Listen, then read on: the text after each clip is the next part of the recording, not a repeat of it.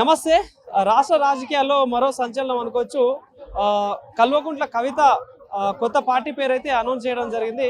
తెలంగాణ రాష్ట్ర సేన అంటే టీఆర్ఎస్ పార్టీ అని చెప్పేసి కొత్త అనౌన్స్మెంట్ చేయడం జరిగింది. సో ఈరోజు పెద్ద ఎత్తున ప్రోగ్రామ్ అయితే ఇక్కడ నిర్వహిస్తా ఉన్నారు. దీనికి సంబంధించి మరి ఆ పార్టీకి సంబంధించిన కార్యకర్తలు కావచ్చు పెద్ద ఎత్తున వేలాది సంఖ్యలో తరలివచ్చిన పరిస్థితి. సో మరి ఎట్లా ఉండబోతుంది, మరి రాష్ట్ర రాజకీయాల్లో ఈ పార్టీ మనుగడ ఎట్లా ఉండబోతుంది, మరి సంబంధించిన కార్యకర్తలతో అడిగే పరిస్థితి. మనతో పాటు ఈ పార్టీకి సంబంధించిన లీడర్ చారి గారు అయితే ఉన్నారు. అన్న నమస్తే. సో మరి ఎట్లా ఉండదు మరి తెలంగాణ రాష్ట్రంలో ఇంతకుముందు టీఆర్ఎస్ పార్టీ ఉండే, సో అదే తరహాలో మళ్ళీ టీఆర్ఎస్ పార్టీ పేరున కల్వకుంట్ల కవిత గారు రాబోతా ఉన్నారు. సో ఆ పార్టీ నుండి బయటకు వచ్చిన తర్వాత సో మరి ఎట్లా ఉండబోతుంది రాష్ట్ర రాజకీయాలు?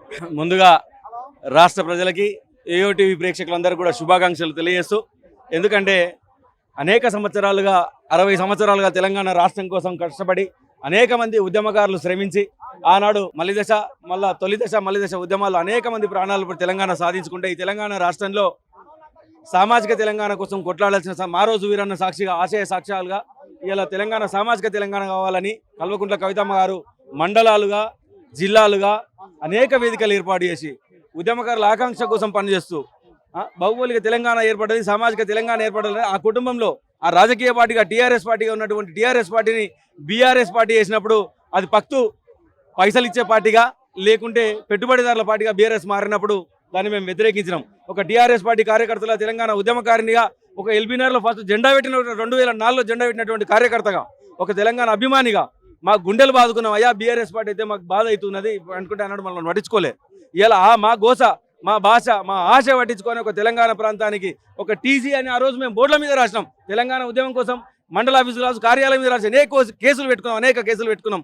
ఇవాళ మళ్ళా మాకు టీఆర్ఎస్ అని రావడం ద్వారా తెలంగాణ రాష్ట్ర సేన ఆవిర్భవించడం ద్వారా మా గుండెకు బలం వచ్చింది. ఇలా మా కడుపులో ఒక తల్లిగా ఒక కడుపు చూస్తుంది. ఆ కడుపు బాధ తీరడానికి ఒక కవితమ్మ గారు వచ్చినారు.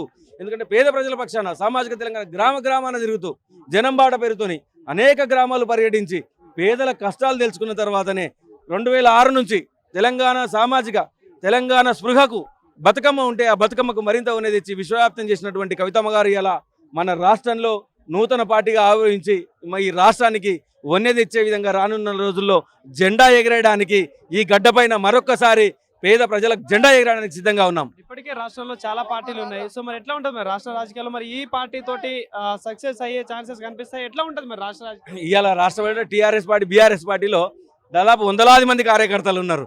అక్కడ సీట్లు చాలా తక్కువ ఉన్నాయి, మా దగ్గర ఖాళీగా ఉన్నాయి. మా ఉద్యమకారులందరిని ఆహ్వానిస్తా ఉన్నాం. మేము మధ్యలకారులను పిలుస్తలేము, ఉద్యమకారులనే ఆహ్వానిస్తున్నాం. మధ్యకారులు వద్దు మాకు. మధ్యలకారులు వస్తే మళ్ళీ మేము చెప్పు తీసుకొని కొడతాం.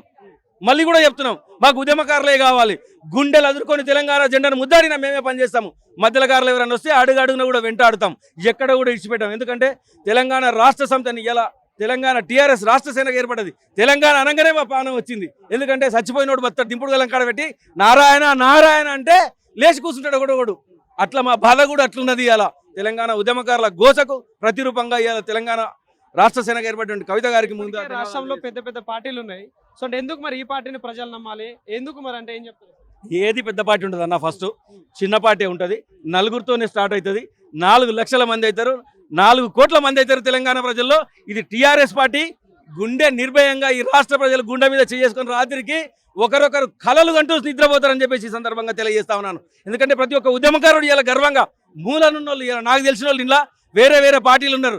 నాకు తెలిసి ఒక వేరే పార్టీలో 10,000 మంది కార్యకర్తలు ఇవ్వాలి, 10,000 మంది సైనికులు ఇవ్వాలి ఇంటికి తరలి వచ్చారు. అన్న చాలా సంతోషంగా ఉంది. మాకు మీరు పిలవకున్నా కూడా, ఎందుకంటే రమ్మన్నారు, మీరు గ్రూప్లలో మెసేజ్ పెట్టిర్రు, రావాలని ఉన్నది. పాస్ అడగలేకపోయినాం, మొహమాటం వచ్చింది. కానీ మీ పార్టీ పేరు ప్రకటించిన మెసేజ్లు వస్తున్నాయి ఒకటొకటి.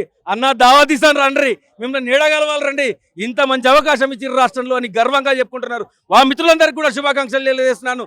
ఈ యోయో టీవీ ద్వారా రాష్ట్ర ప్రజలందరికీ కూడా శుభాకాంక్షలు తెలియజేస్తా ఉన్నాను. ఇలా దీపావళి పండుగ రాష్ట్రానికి వచ్చిందని తెలియజేస్తా ఉన్నాను. అంటే రాష్ట్రంలో కాంగ్రెస్ ప్రభుత్వం పాలన నడుస్తా ఉంది, 10 ఏళ్ళు బీఆర్ఎస్ ప్రభుత్వం ఉండే. సో ఎట్లా ఉంది మరి ప్రభుత్వ పాలన ఎట్లా నడుస్తుంది? ఇది ప్రజాపాలన కాదు, దోపిడి పాలన. ప్రజాపాలన అని చెప్పడం వరకే, దోపిడి పాలన ఇది. ఎక్కడియో ఇల్లు ఒక చిన్న సామాన్యునికి ఉండే కళ ఏంటంటే ఇంట్లో పిల్లలు ఉంటే పెళ్లి చేయాలి, ఇల్లు కట్టుకోవాలి. ఆ ఉన్న ఇల్లు ఊలగట్టే పెళ్లికి ఇచ్చే పైసలు ఇవ్వకపోయా రోడ్డు మీద వాడేసే వాడు ఎట్లా బతకాలి?